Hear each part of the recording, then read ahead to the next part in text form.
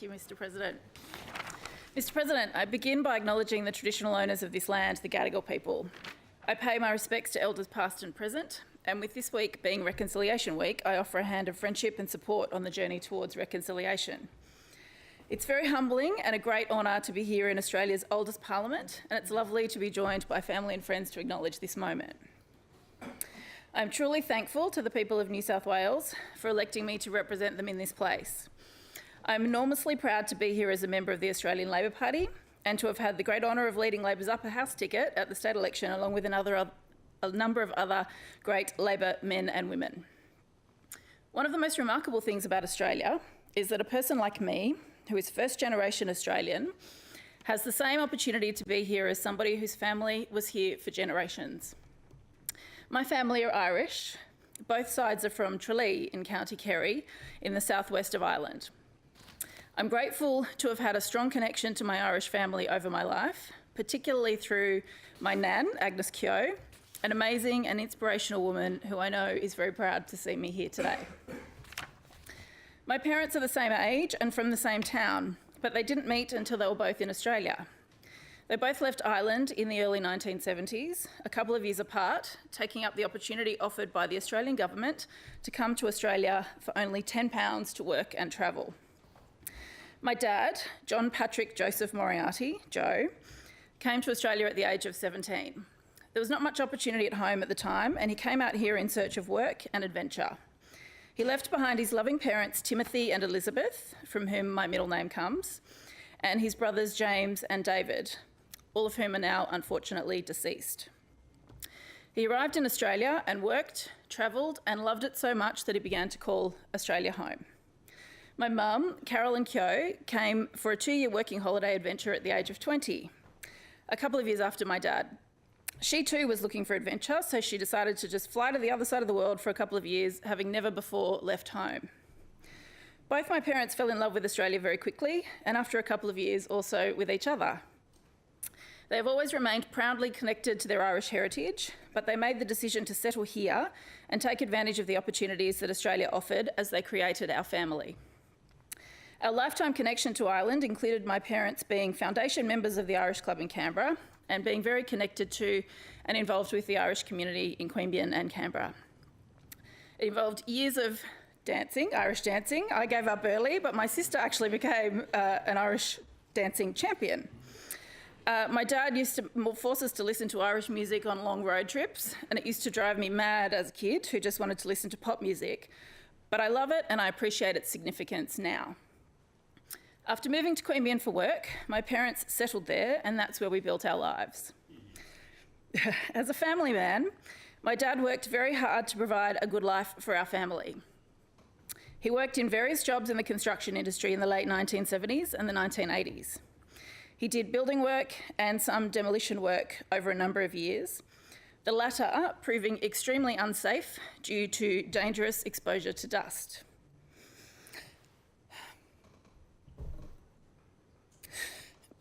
Excuse me. My dad was a very smart people person and a natural leader. In the mid-1980s, he became a successful small business person, running a scaffolding business and employing a number of people.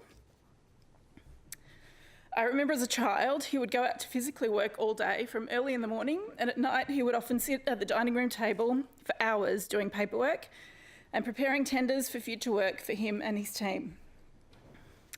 To make up for when business was slow, my mum ran a family daycare service from our home so she could be at home with us before and after school. It was an idyllic childhood. My brother Justin and my sister Samantha and I grew up in a close-knit, safe neighbourhood, went to a great local Catholic school, St Gregory's in Queanbeyan, and would spend our summer holidays down the New South Wales south coast, swimming and fishing every year. In the late 1980s, my dad started showing signs of ill health. He was in his late 30s and nobody really knew what was wrong. Over the next couple of years, he became progressively worse. It was eventually realised that his exposure to dust and the work that he had done years earlier led him to suffering terrible illness. Dust-related diseases are truly awful. Back at that time, dust-related diseases were not as well understood as they are now. But unfortunately for my dad and our family, the unsafe work he had done years earlier killed him. He died in 1995, 2 weeks after his 43rd birthday. It was a truly awful, horrific way to die. To be so young and increasingly unable to breathe, as your body shuts down on you all because of unsafe work, is criminal. No one anywhere around the world, let alone Australia, should be in an unhealthy and unsafe situation because of work.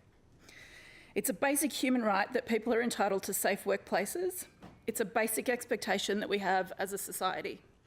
This is something that I will fight for every day. My mum, Carol, is a superstar.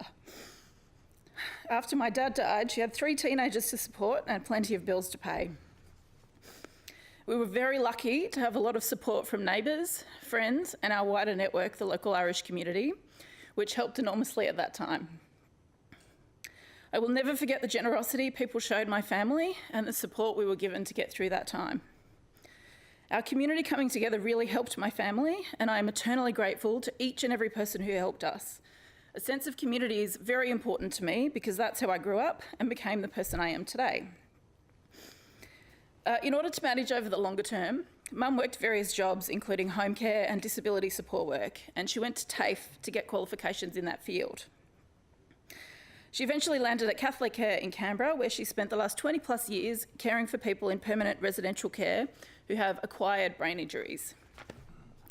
She's such a generous and caring person that even though she's now generally retired, she still goes to the residential care home every week to volunteer her time with the residents.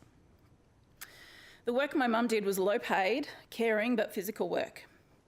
She always worked on weekends, especially Sundays, so she could earn much needed penalty rates to assist the family budget. She didn't like taking away from family times on weekends, but the penalty rates made all the difference for paying bills and putting food on the table. Mum worked as a casual for many years. The insecurity was always a concern, but it was a particular concern when she was diagnosed with an early stage breast cancer, and along with some other health-related issues, had to take time off work to recover, which she thankfully did. As a casual, there was no pay for the period she was off work recovering. Managing illness is tough, but bills keep coming.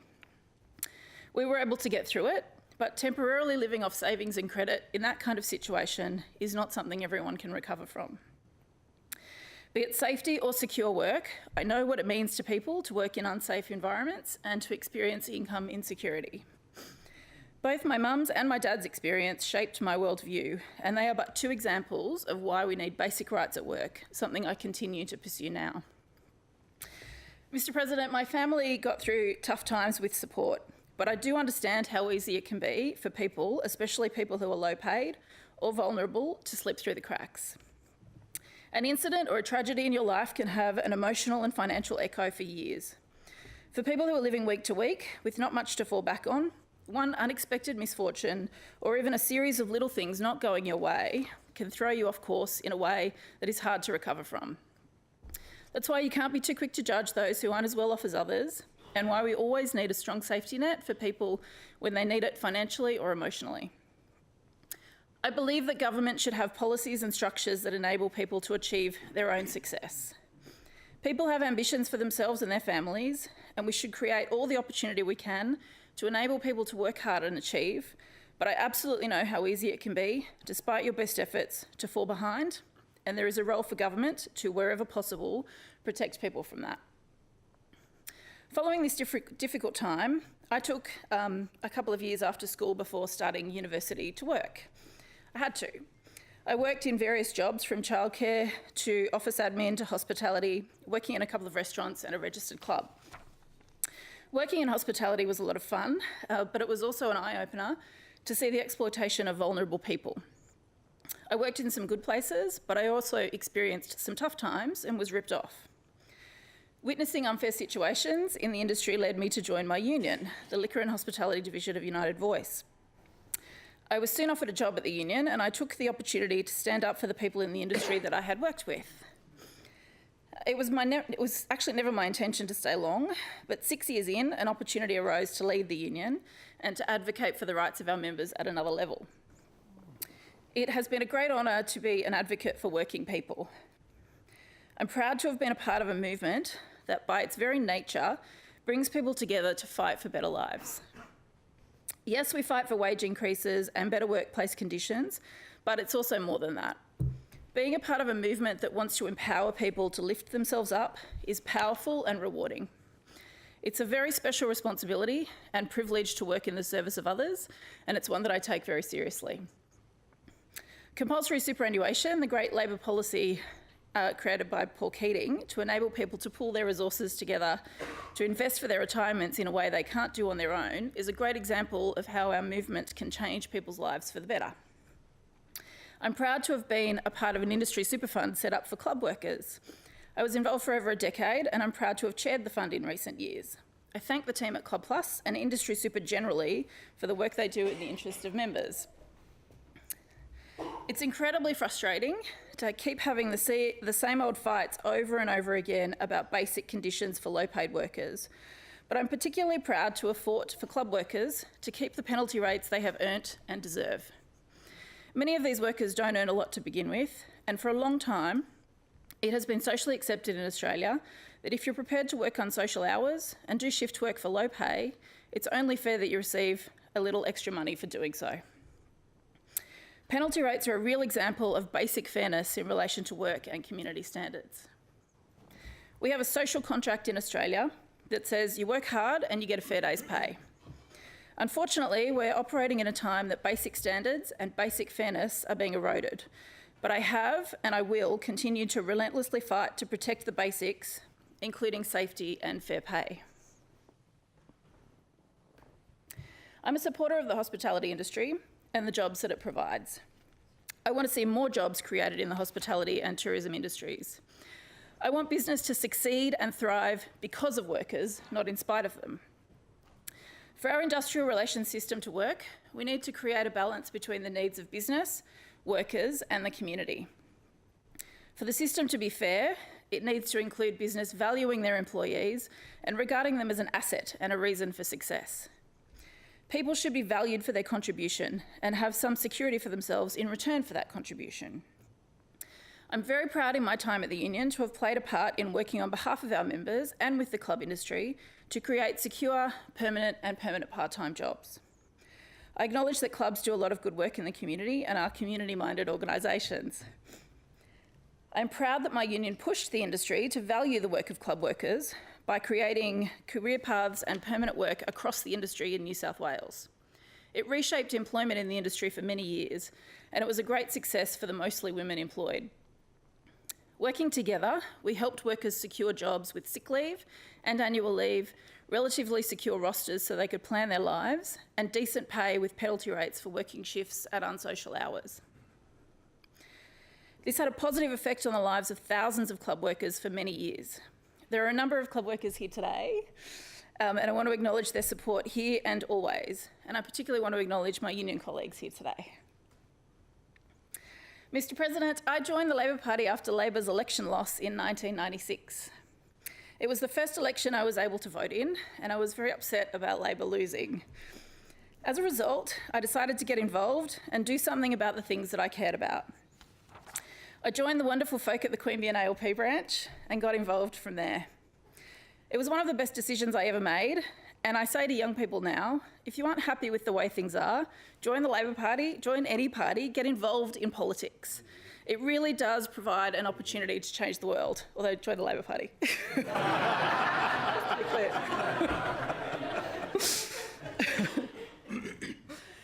I've been an active member of the Labor Party for well over 20 years, and I'm so proud to have worked alongside some of the most amazing, dedicated branch members and officials over that time.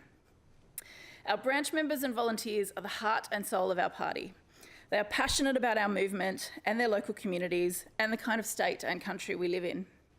I'm proud to have been a party officer at a state and federal level for many years and to have been part of the growth and development of our party, whilst also being a trustee of its core values, especially in the toughest of times. I'm very grateful for the support of Labor Party members and officials for trusting me with being a representative of Labor and Labor values in this place. The issue that really got me activated in actual politics was the Republic campaign and referendum in the late 1990s. I believe passionately in an Australian republic and that Australia should have its own head of state. I believe in it because I embrace and love Australia as it is now, a wonderful, diverse country full of opportunity and promise that is well able to show its maturity and independence in the world. I believe that it is an important part of Australia's future, and I hope to see it happen in my lifetime. Mr. President, through our roles in this place, we all have a responsibility to use our positions to make life better for people and to bring people together. There is a role for government to set an agenda for the future and to enable and empower people to prosper, to feel hopeful and secure about the future, not hopeless or worried. Our job as public representatives is to understand the needs of the people we represent now and into the future. We need to hear from them about what their needs and wants are, and where possible, deliver for them. But on occasion, we also have to be prepared to make tough decisions and show leadership on tough issues. That means being honest and open and bringing the community into our decision-making processes. Australians are ambitious for themselves and their families. They want to work hard, be successful, help their families, and ensure they are secure into the future. We've seen at the last election that people are just not caught up in class warfare. I will be a strong advocate for the people I am here to represent, but to do that, you have to bring people together, not pit them against each other. People want us to make policy decisions that encourage and empower success, while at the same time creating protections that ensure nobody falls behind. Mr. President, I spent the first 23 years of my life living in regional New South Wales. After living and working in Sydney for many years, I made the decision to move back to regional New South Wales. I, like millions of people in New South Wales, have chosen to make a life outside of the CBD. I understand regional New South Wales and I understand the wonderful lifestyle and opportunities it provides. But I also understand the challenges and lack of investment in services.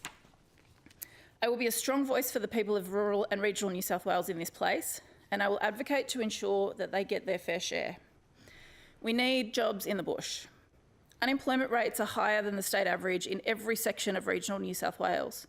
Youth unemployment sits way above the state unemployment rates across the regions, and it's simply not good enough to leave young people without opportunity. We need a strong economic plan for rural and regional New South Wales. People should be able to work where they live. There continues to be a lack of investment, and the time to act is now. We need more significant investment in the infrastructure and technology that will better enable people to run businesses with real scale outside of Sydney. Embracing technology and new ideas, rolling out the infrastructure that assists more efficient freight and people movement around the regions is essential. Our cities and towns need to be more livable across the state. Sitting on long-term issues in overpopulated suburbs or underpopulated regions won't create the state we need into the future. Mr. President, education is the great opportunity equaliser, and every child should have access to a first-class education. We need a strong vocational education system that creates opportunities for people to develop skills and qualifications that they can build on and take with them for life.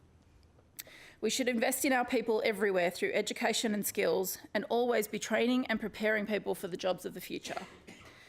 People deserve a first-class healthcare system. Every single one of us matters, and we should ensure that every single one of us has access to the best care and advice needed to manage our health wherever we live. Mr. President, we all have a responsibility to raise the level of debate in the community. It's important to robustly debate and contest ideas, but ultimately we need to work together in the interests of the people of New South Wales. I want to be part of making our state one where people have every opportunity to build the lives they want for themselves and their families. I want us to live in a community where we all look out for each other and everyone has the chance to live the life they want to live. Everyone should feel as though they are valued and have a place in our community. A state where our regions are respected and invested in, and where we invest in our people to make them feel secure about the future. Mr. President, no one gets here by themselves. I wouldn't be here without the support of many, many people. I want to start with my family, my mum, my dad, my brother Justin and my sister Samantha, my grandmother Agnes, and my extended family in Ireland. Thank you for your love and support. Thank you again to the women and men of the New South Wales branch of the Labor Party and all of the party members and officials who've supported me along the way. Our party machine certainly has a large reputation, but I have always found the team at the ALP and the party officers and officials that I have worked with over many years to care passionately about Labor values. I thank the officers I have worked with, including my friend, our amazing General Secretary, Kayla Manane. Thank you to Pat Garcia, Mark Lennon, Michael Lee, Matt Thistlethwaite, Carl Batar, Mark Bibb, Bernie Reardon, Eric Risendale, and Sam Dastiari. Thank you to the mighty trade union movement in New South Wales. Thank you again to my own union, the Liquor and Hospitality Division of United Voice. Thank you, John Hawker and the Committee of Management and our team and our members for your support over many years. Thank you to my friend, Mark Morey, Secretary of Unions New South Wales, Graham Kelly and the USU, Gerard Hayes and the HSU, Bernie Smith and the SDA, Richard Olsen and Tony Sheldon and the TWU, Shane Murphy and the CEPU, Martin Cartwright and the NUW, Justin Page and the ETU, Alex Classens, Bob Nanva and the RTBU, Theo and the Plumbers Union, and my longtime friend, Daniel Walton and the AWU. Thank you to my amazing friend, Sophie Kotzes. I'm so proud to call you a friend, and I am so glad that you are here after your experience last year. My dear friend, Susan Weston, and her family, Dean, Bridget, and Katia.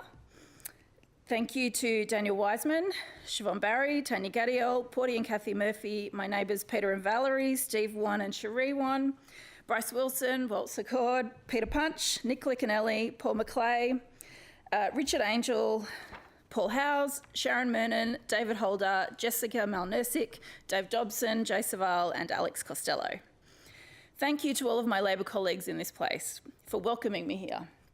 I've worked with all of you in different capacities over many years, and I now look forward to working with you in this place towards a Labor government in 4 years. I again thank the people of New South Wales. Public service is a privilege and an honour, and now it's time to get on with the work.